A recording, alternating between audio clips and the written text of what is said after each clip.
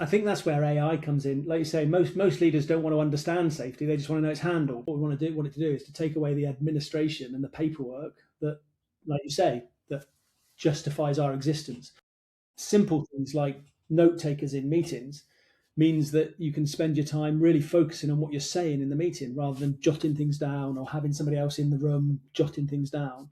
So if we were having this conversation now and I had a motion recorder in the conversation, at the end of the conversation, I'd end up with not only the transcript but the summary and a list of action points that it had identified during our conversation. And all I've got to do is click on those action points, and it puts it immediately into my calendar, my to-do list, my project management tool, and says you've got to do it. And then the other thing that software does is it kind of moves it. So if you don't get around to it that the day it's described, it doesn't just sit there as a forgotten thing. It moves itself automatically using AI, puts it in the next available slot you've got in your calendar, and time blocks you.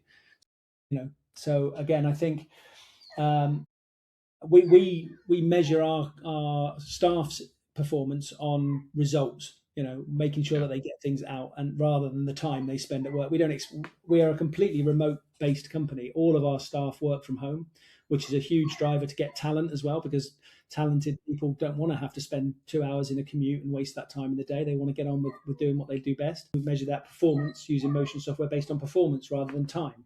So if they're knocking off early or if they're starting late, as long as they're achieving the required result that they've got time blocked out in their diary, then everything's working fine as far as I'm concerned.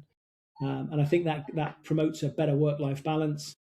And I think the combination of that sort of modern way of working from home, using AI, everyone's trained on it, and making sure that works effectively and people get incentivized and motivated to use the software properly. And again, that's all about culture and training. That leads to a very, very effective and productive company.